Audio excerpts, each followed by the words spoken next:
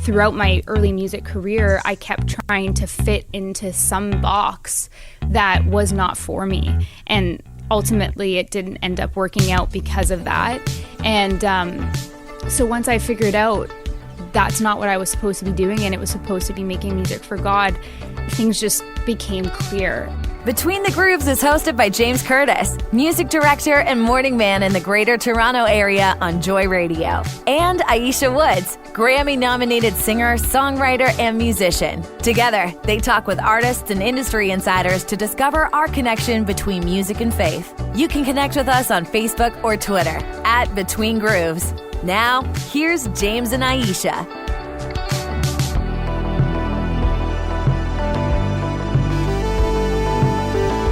Welcome to Between the Grooves. It's your look at music, ministry, and everything in between with today's top Christian artists and people in the music business. I'm James Curtis, and Aisha's not here today. Folks, my apologies.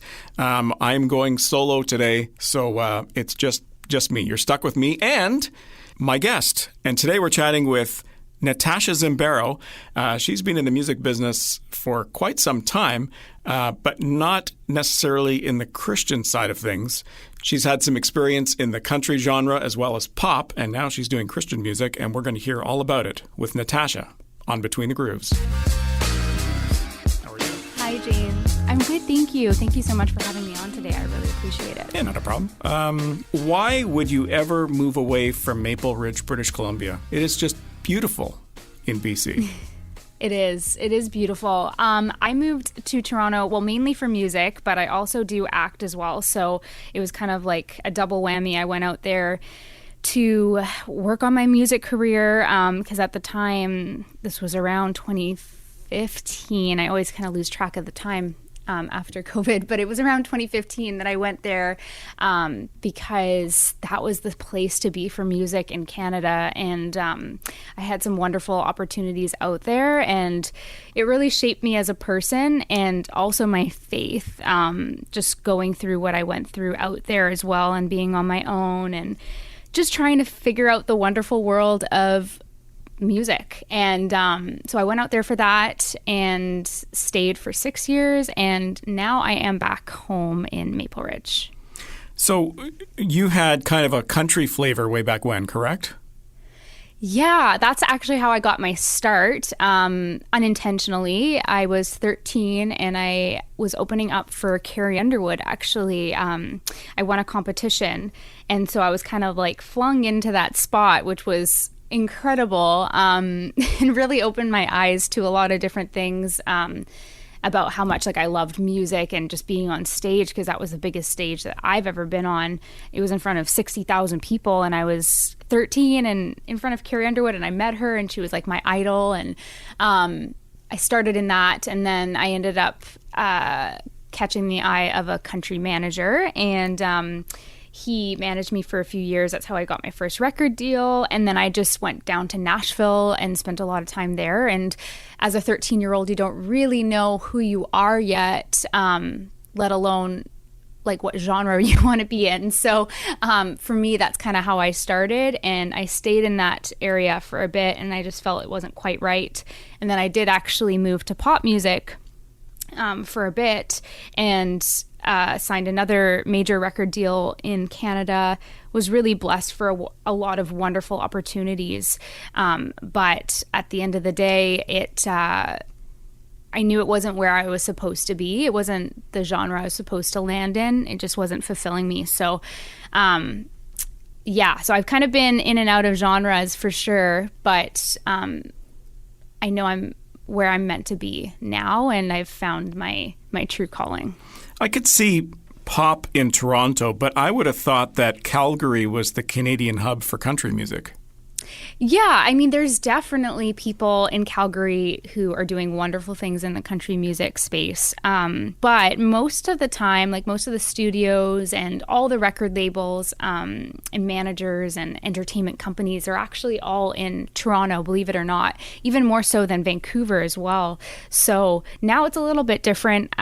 Since COVID, everyone can be a little bit more remote, I believe, and it's a little bit easier to connect with people that you weren't able to connect connect to before COVID. And that kind of goes for anything in life these days. It seems like everyone's a little bit more connected. But Toronto definitely was the place to be, for sure. I would think that being in the pop music industry would be a little bit more financially stable than getting into the Christian side of things. I mean, don't you think that you should have stayed in pop because of that? So my answer for that is no, just because I was not being fulfilled at all in that genre. And I often tell people, like, we had a lot of success with that band that I was in, and we were touring, and we actually, it's funny because one of our songs from 10 years ago just landed a spot in the Oscar-nominated movie, The Mitchell versus the Machines. So, like, my voice is on there, and I'm singing it, and I wrote it next to Rihanna. She plays next, and you just see the credits, and it's, like, crazy cool to see. But those songs had no meaning to me, and I mean, obviously, they're part of my journey, and I had to go through that and walk through that valley to get to where I am now. But at the end of the day, like, they just weren't fulfilling me. And because I spent a lot of time acting growing up and even still now, I found that when I wrote songs, I would always pretend I was someone else, like another character.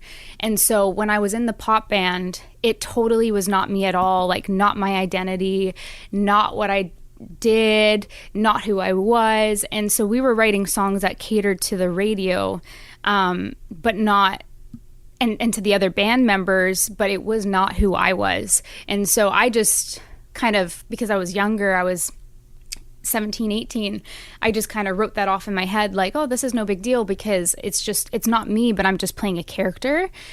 And so definitely it was good for, profiting off of, but at the end of the day, it was not who I was. And so I actually decided, like, this wasn't working for me, and we decided to kind of end the band, and I moved on.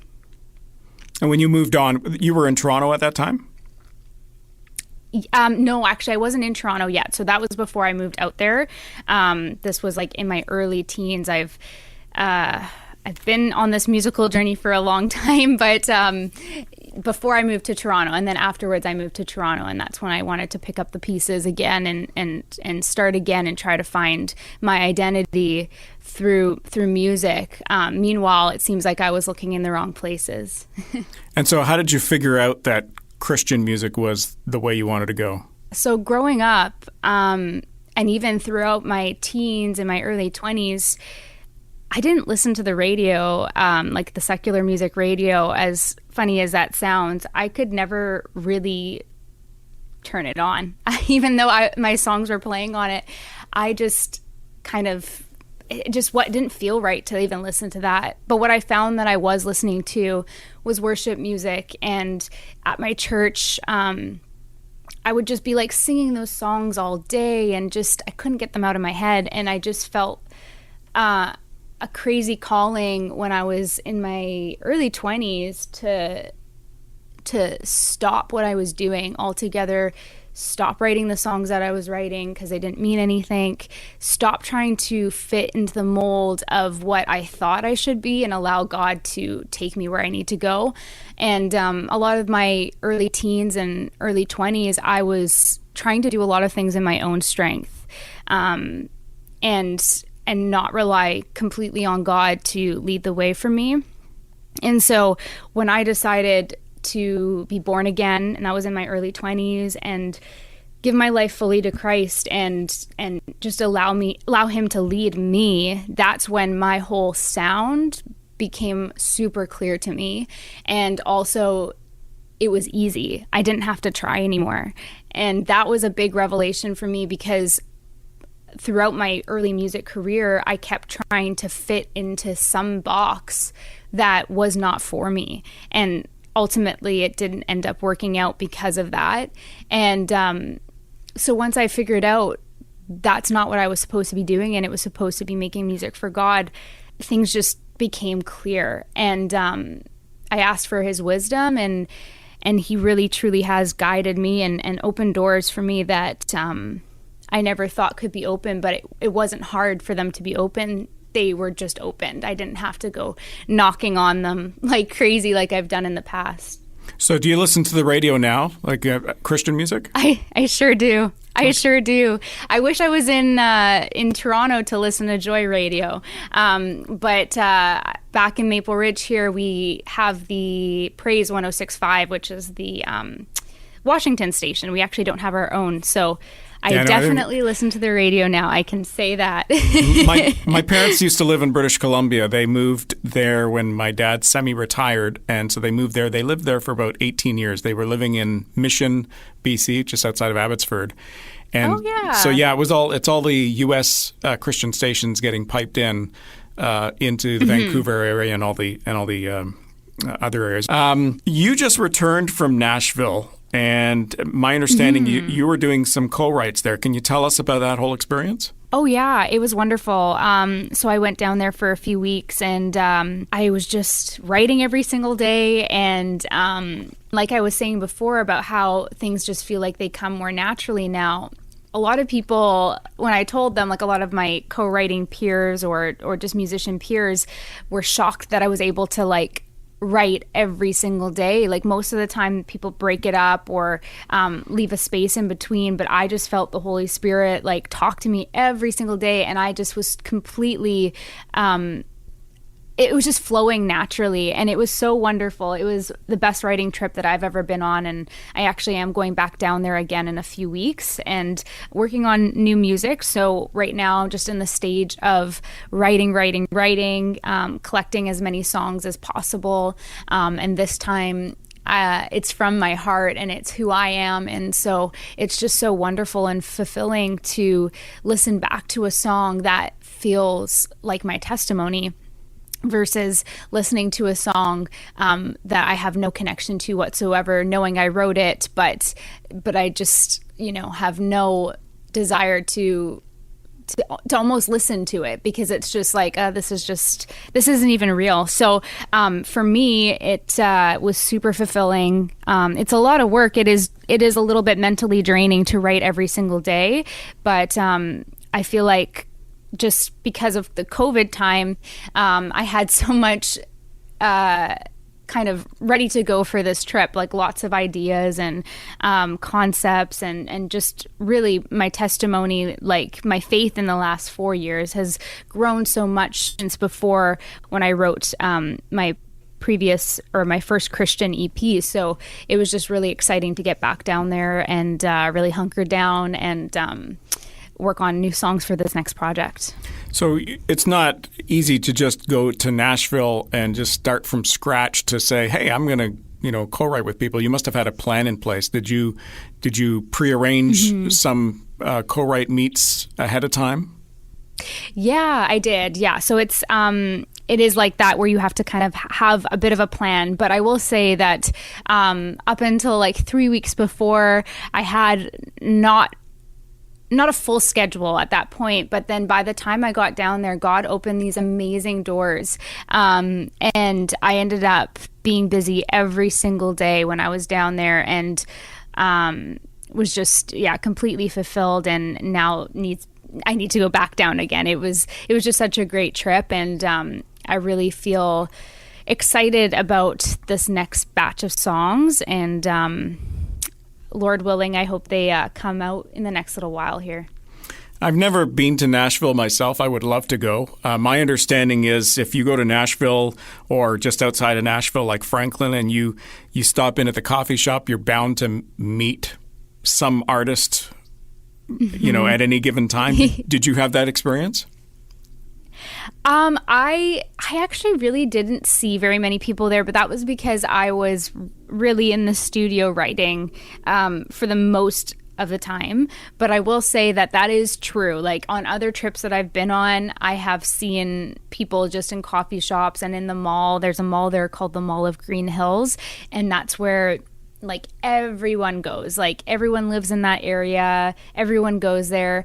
But what's really cool about Nashville is that no one actually approaches these people, so they're very respectful of, you know, who they are and their space. And so that's, like, I believe probably one of the reasons why they continue to stay living there, because everyone is super respectful of them. When you were in Nashville this last round, were you talking to any labels at all? I don't think I can say at this point, okay, but so I will say that's my answer. No, that's fine. Yeah, there's definitely some really cool things that God has in the works, and just the people I've been working with have been incredible, and I've just been completely blown away about some of the connections that I've made. So I am definitely grateful, and I'll keep you posted. Okay, that sounds good. Now, can you tell us who you were co-writing with, at least? I feel like I should almost keep that a secret too. I hate keeping secrets. I'm not a person like that. But okay, I can try to pry it out for you. Or, you know, the other thing is I can promise you that nobody will know. I won't tell a soul, right? Oh, okay. Well, this is being recorded, so now I worry. Yeah, and you should. That's funny. But let's just say that they've done very, very well in the Christian music space, and have had many, many, many number one songs. And I was in the presence of writing with multiple people like that. So I was just completely blessed to be in the same room as them, and totally inspired by them myself. Now, how did you stay focused? I can understand how the writing process can be draining, sitting in a room with other creatives, and that can be, in one sense, it can be exhilarating, but in another sense, I could see how exhausting that could be. So what were your non-writing times like when you were in Nashville? Yeah, so actually my mom came down with me for a bit with her best friend, because my mom's best friend had never been to Nashville, and my mom had when I was like 13 and in my early music career days, but they both decided just, you know, after COVID opened up, they wanted to go on a trip. So they thought they'll tag along with me, and then they'll do like sightseeing in the day while I'm working, and then they'd pick me up, and then we'd go do more sightseeing. So honestly, it wasn't super relaxing afterwards, but maybe that's what I needed in order to like kind of shake off what I just did, like get decompressed from that, and then be ready for the next day. We ate a lot of fried chicken, I will say that. So I guess that's part of the process. It's part of life in Nashville, right? Next day. Yeah, totally. Fried chicken, biscuits, and sweet tea is maybe the fuel that's needed.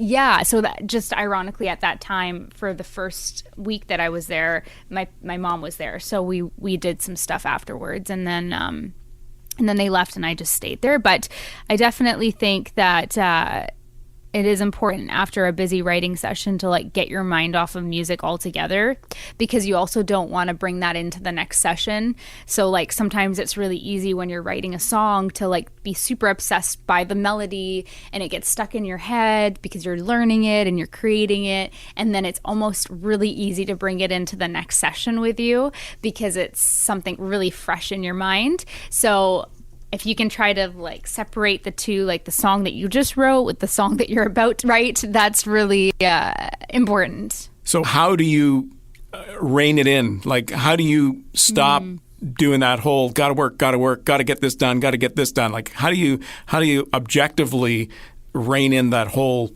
work mode? That's a good question. I'm working on it. I will say it is hard for me because I've been someone since I was really young who's had like that work ethic kind of grained into me just from starting in the music industry so young.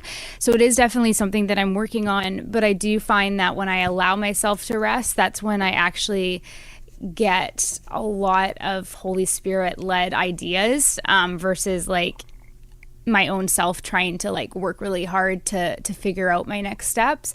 So I do find that like taking time in the morning to be in the Word, and then also like I have like a little Bible study that I always try to do like continuously, just to keep my mind focused on Him and not on my busy schedule. I find that that's what really helps. That's the best way I can stop myself and allow myself to rest for a bit. But I will say, like, in terms of scheduling, I am still working on that part, because I do try to fit a lot in and just be as busy as possible, which I know can be a downfall as well, because we're not supposed to be busy every single day, all day. But don't you find if you have that relax or rest time, don't you get that guilt? Like, that's what I get. I feel after the fact, an hour and a half into it, I feel like, oh man, I could have been doing this, or I could have been doing this, and now I'm feeling the guilt because I could have been, I don't know, achieving something, Totally. I do get a little bit of that as well. And then I have to tell myself, well, this is what God wants for me, to like allow myself to rest a little bit, and He knows where I'm going anyways. So I try to allow Him to just work through me and tell myself that it's okay.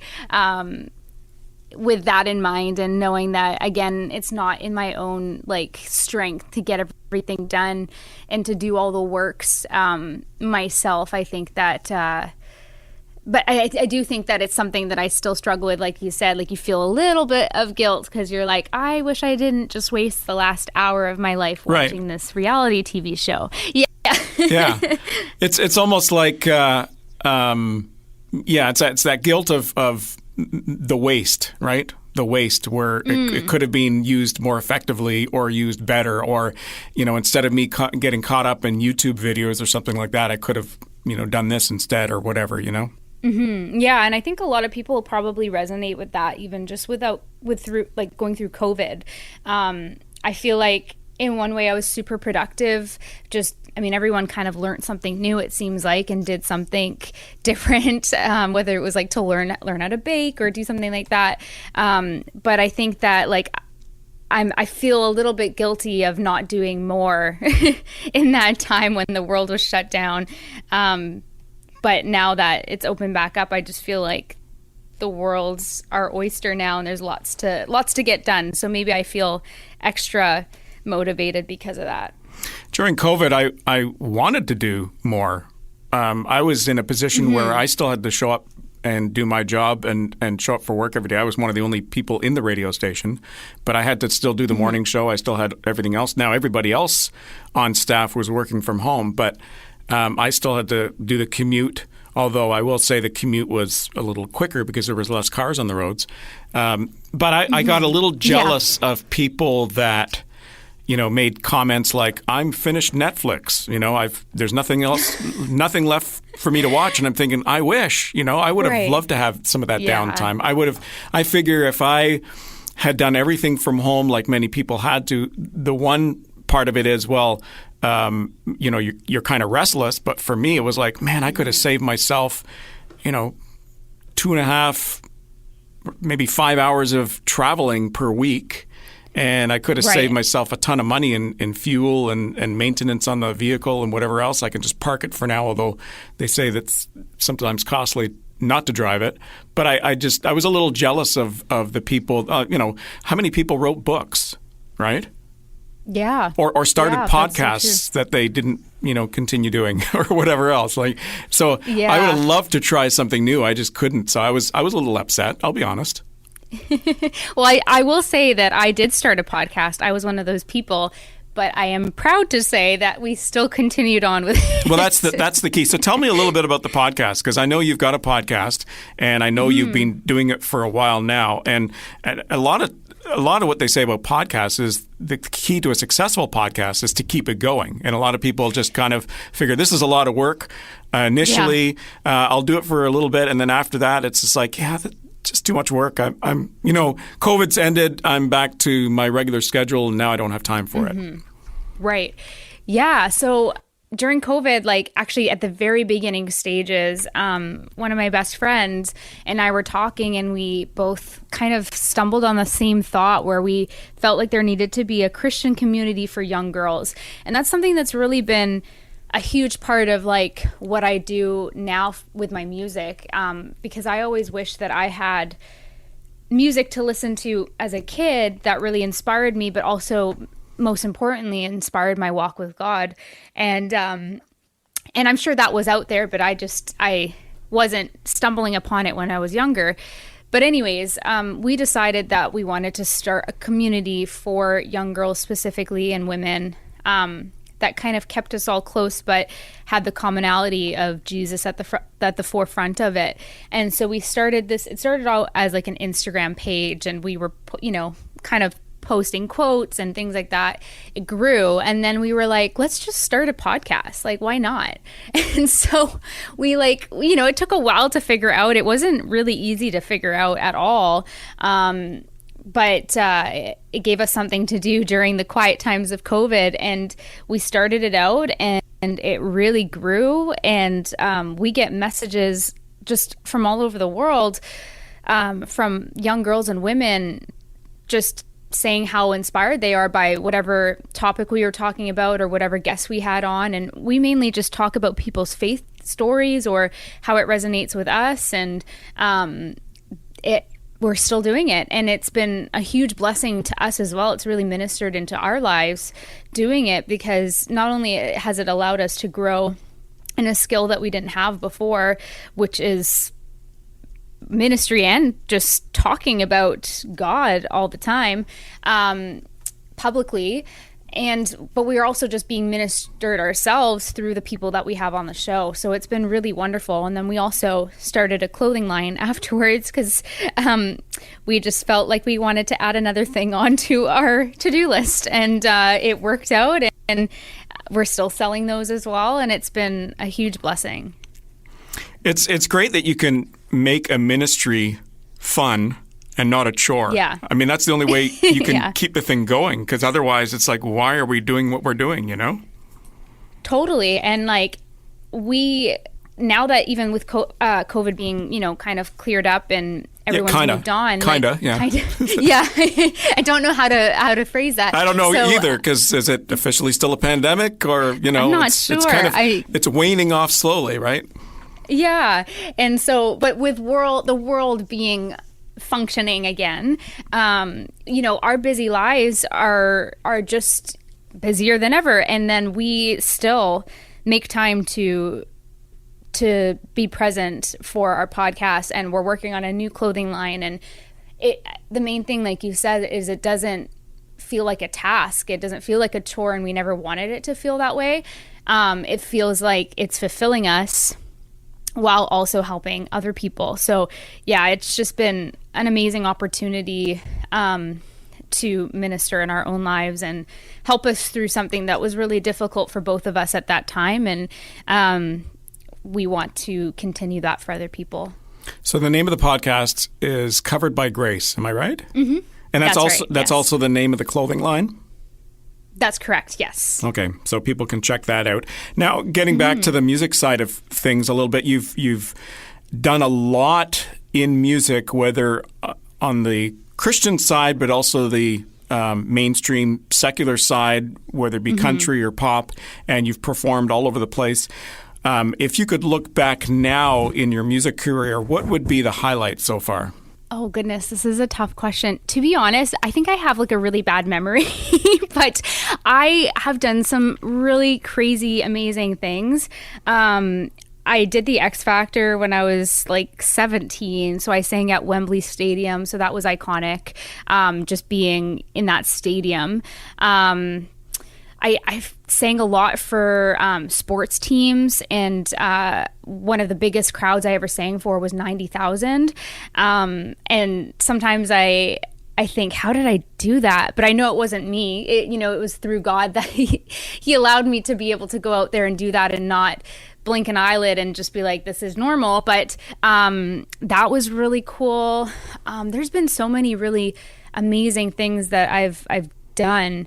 And like I said, I think I have a bit of memory loss because I'd have to look at my bio to even remember. But it's been really, really awesome. Like, it's never a dull moment. I do some incredible things. My favorite things to do, though, is when I sing at like charity events and things that are really touching people. If I'm able to do that, that's my favorite thing, because I know that it's helping in the process, but like to hear how it helps the other side is just incredible to me. Like, that's the most fulfilling for me, is giving back.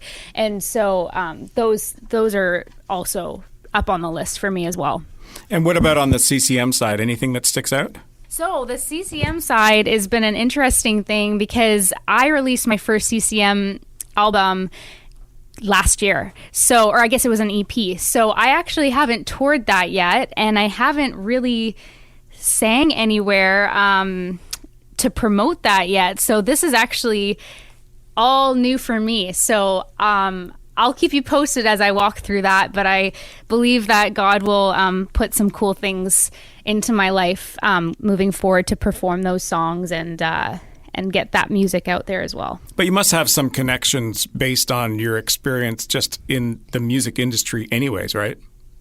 Oh, yeah, for sure. For sure. It's a little bit of a different landscape in Canada for Christian music, like That's you mentioned. True. Yes, yeah. So right now, a lot of my connections are in Nashville, which I'm totally grateful for, but I really do hope that over the next year or so I can get on a tour across Canada and just be able to meet the wonderful people in the churches in Canada. Or maybe you get to open for an unnamed artist that you may have been working with over the last few weeks and writing music with, or that would be the goal. If you get signed, perhaps in the future to some label, they'll help you out and arrange these things as well. But I mean, you're not at liberty to say, so I mean, who knows? That's right. That's right. It'll unfold. If there's any breaking news, you let us know first, and we'll let everybody know. We'll be your horn. How's that? Amazing. My PR. Yeah, exactly. We'll get the word out. The EP that you released, what's the name of it? Is it self-titled or? It is self-titled, yes. Okay, and can you tell us a little bit about the process in putting that together? Because again, it's now in a different genre than you're used to over the years. Yeah, for sure. So that was an incredible experience. I actually wrote and recorded it with Trevor McNeven from Thousand Foot Crutch, which is a amazing Christian rock band. It's not pop as much. Well, they have some songs that are pop-ish, I suppose.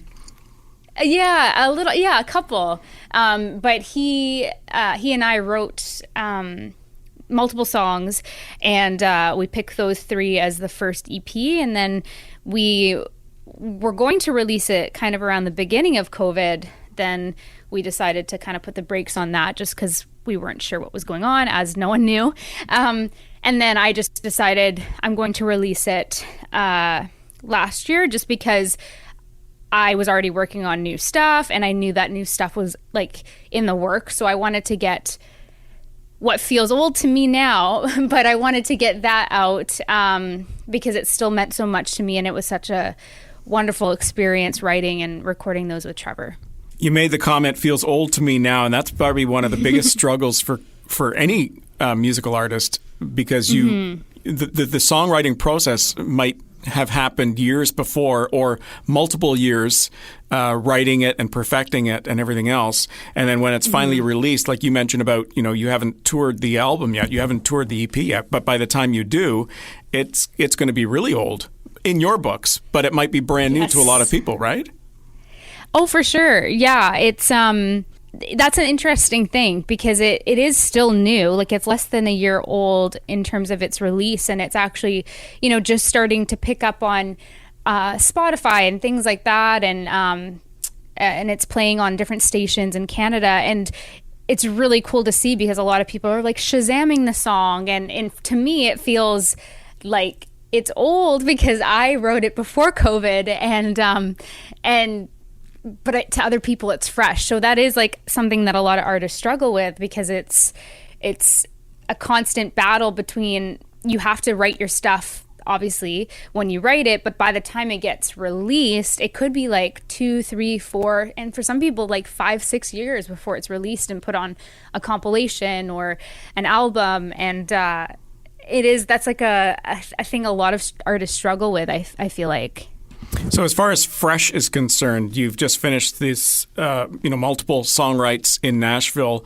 Are you planning to take some of those tunes and have another album come out? Yeah, for sure. So a lot of the music industry is brainstorming. And so right now I need to write more. That's why I'm going back down there again. And then collectively make the decision of what the next steps are. And we still don't know exactly what that is just yet. Most of the time, singles are a little bit better than releasing albums, especially like in the playlisting world at the moment with that's right. Spotify and Apple. So I believe it'll be a single. So the hope is to have something out by the end of the year and then move forward from there. I did pick up on some of the words you've said there, and it's like you're trying to explain in detail while still being vague. Can I say that? Like, you talk about this collective decision. So obviously there's other people involved in this decision, whether it be, other writers and artists and perhaps labels, So I understand understand how, you have to be vague but yet answer the question. So I appreciate that. Yes. Well, that is it. Thank you so much for hanging with us. Amazing. Well, thank you so much for having me. It's been a pleasure. And I hope that I get out to Toronto at some point and would love to come say hi if I do. Definitely. You need to do that for sure. Amazing. Well, thank you so much again, guys. Have a blessed day. You too. God bless. Okay. Take care. Bye-bye. Bye-bye. All right, check out NatashaZimbaro.com to find the links to her music and all the stuff that's happening in her life, including her podcast and her clothing line, NatashaZimbaro.com. And before we go, it's time for some artist advice, this week from Cade Thompson. I would say grow where you're planted. I think it's so easy to focus on what's ahead or what's happened in the past, but my encouragement would be to focus where your feet are planted right now and soak it up, live in the moment, serve where you're at, whether that's your local church or whether that's a huge record label, whatever it might be. That's what God has placed in front of you for this moment.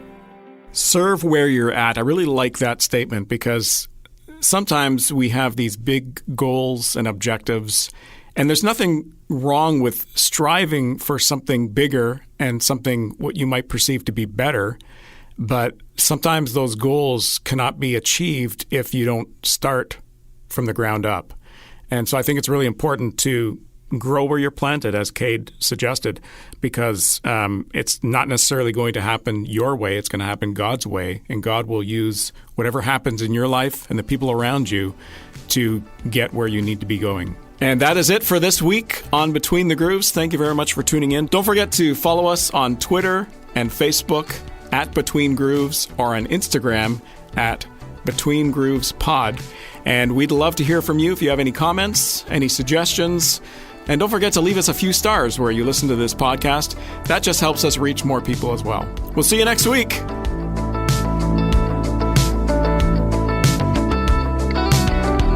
Thanks for listening to Faith Strong Today's Between the Grooves podcast. If you enjoyed this episode, would you consider sharing it with your friends, rating our podcast, or giving us some love on your socials to your amazing friends and followers will only help us reach more people. We'd also love to hear from you and share your feedback in an upcoming episode. Send your video or written message to Aisha and James on Facebook and Twitter at Between Grooves, or email us anytime, hello@faithstrongtoday.com.